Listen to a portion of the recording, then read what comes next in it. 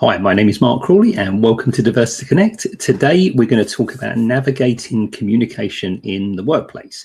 And it was prompted by a couple of comments I saw in our chats on Diversita Connect about miscommunications and people not being sort of understood within the working environment. And this is a consistent challenge for neurodivergent employees. But it can also be a challenge in interviews, everyday life, etc.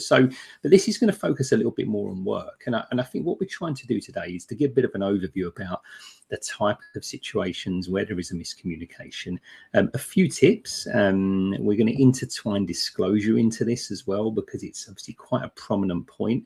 For example, if you haven't disclosed, then I suppose there could potentially be more miscommunications, but then you've got to be comfortable to disclose in the first place, right? So we're going to touch on that point a little bit, but ultimately we're going to cover a few areas. So navigating if, when, and how to share your diagnosis, right? So we're going to start with the disclosure point, because I think it's quite important, because it creates potentially a good foundation to be able to have these conversations going forward. Or if there is a miscommunication, your manager or colleagues may look at it through a slightly different lens if they understand that you think slightly differently, right? And you take in information and process information and communicate slightly differently, right? So the idea of disclosure in this, I think, is quite important. So of course, disclosure is personal, right? And we've got a webinar on disclosure, so please go and check that out. It is something that I would say is always a risk assessment, and only you will know if it's the best time to do it. If not, come and have a chat with us at Diversita via the chats or the DMs, or throw out the question to other members. But ultimately, you don't have to disclose. So there's no legal requirement for you to disclose that you're neurodivergent with your employer. Now, there are obviously some pros to this, right? Of course, legal protections and official access to work grants. But in this context, we're talking about the fact that your communication style may be viewed and received, hopefully, in a slightly different way to maybe it is at the moment. For example, we don't want to lean on cliches too much, but you might have quite a direct communication style if you're autistic, and that's fine. But if your manager doesn't know you're autistic, they might misperceive that you're being rude, right? So I think, again, this communication point is quite important. The other thing you can do is almost like a soft disclosure to sort of test the waters, really. And it's talking about preferences. So there's an example there is, I process information best when it's written down rather than I'm autistic. I prefer bullet points because I have sometimes trouble focusing on large passages rather than I'm ADHD. Right? So again, if you've got a good relationship with your manager and you know they're open to different communication preferences and styles, then you can disclose in that way. And then the context, right, of the UK Equality Act is important.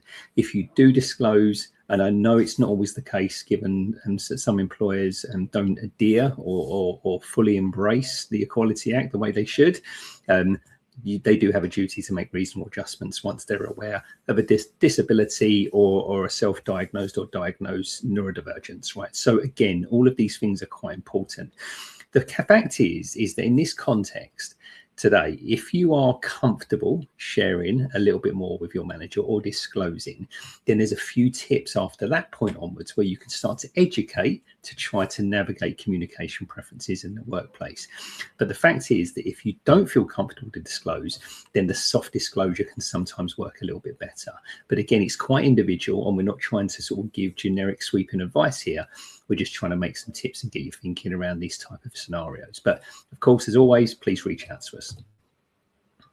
So we're going to talk about reframing communication as a bit of a two-way street, right? So the goal here is moving from this conforming to collaborating and opening up this dialogue. And a lot more managers now in environments are less dictatorial. Not everyone, but a lot more managers and people managers are less dictatorial and more focused on trying to open up a relationship and a dialogue with staff.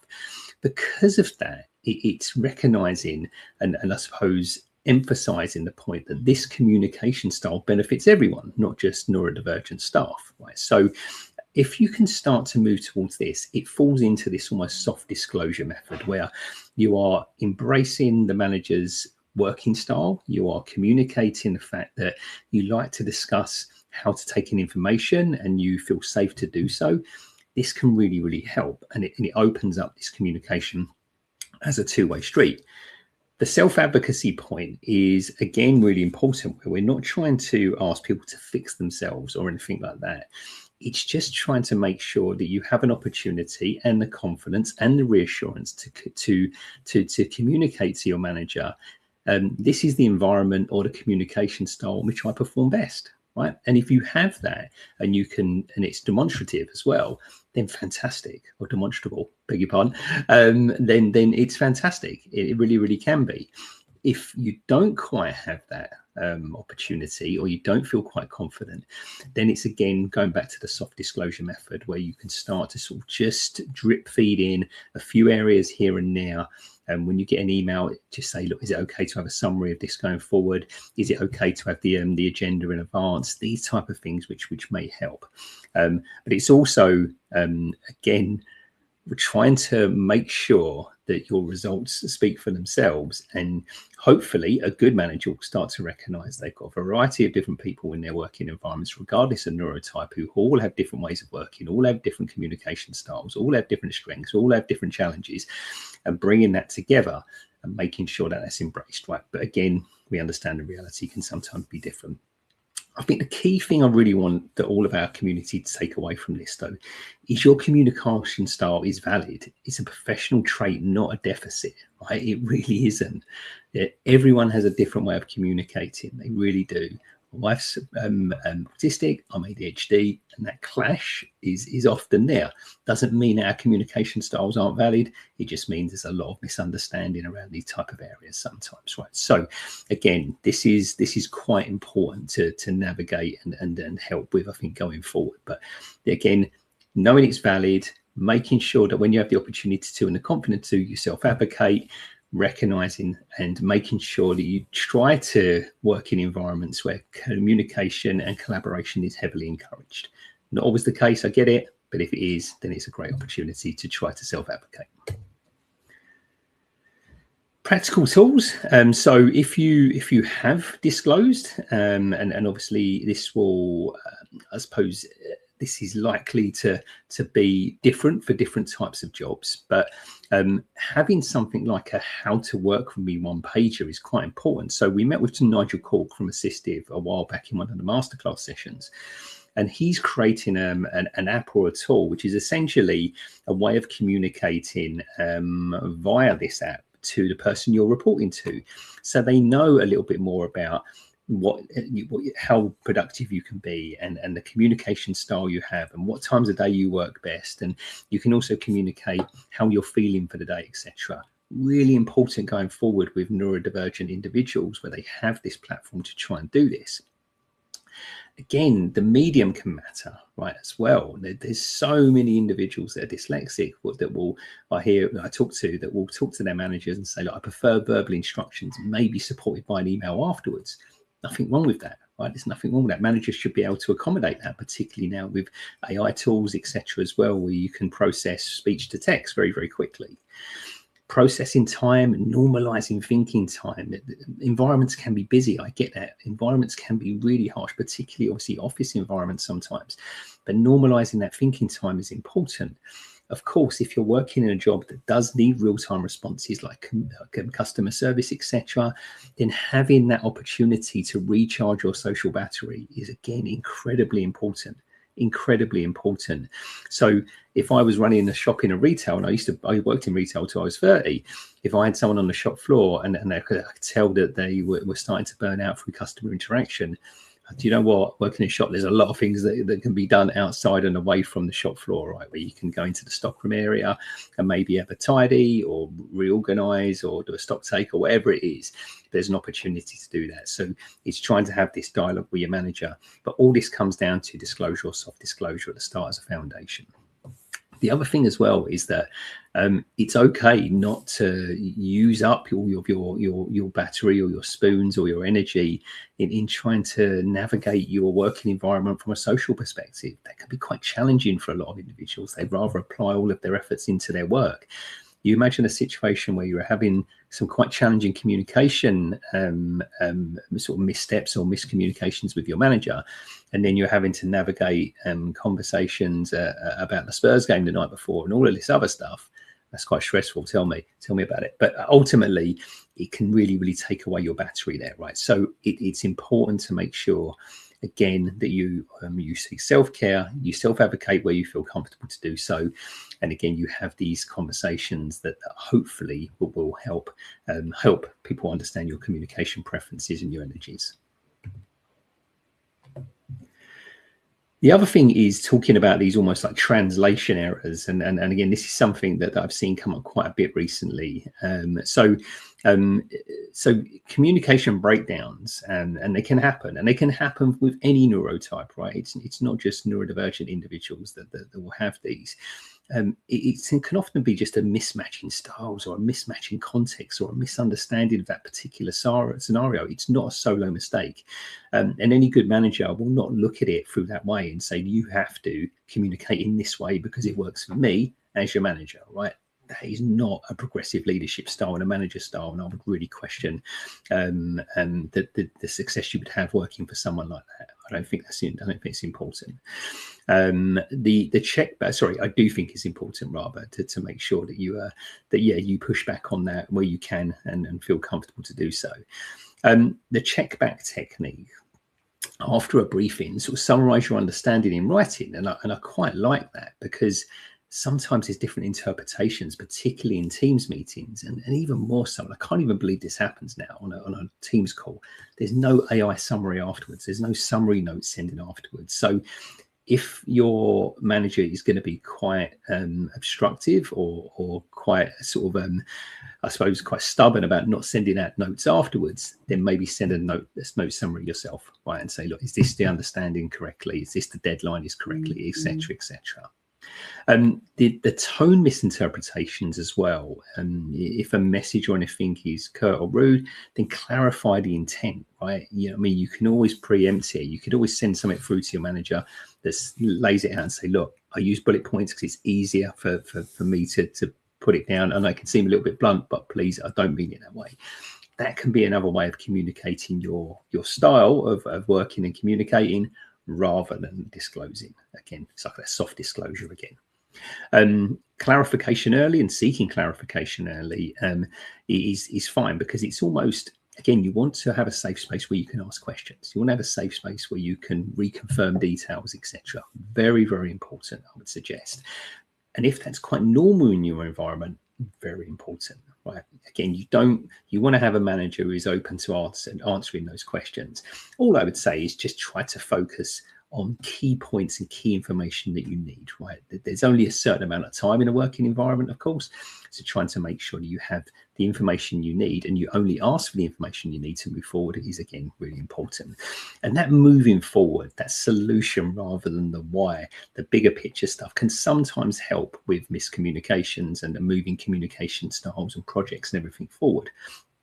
It is, of course, your manager's responsibility to try to give the vision, right? Try to give the why through different means, right? And it can sometimes be at the start of a project, or the start of a piece of work, or the change of a process, or we're doing this for customers now, or whatever it is.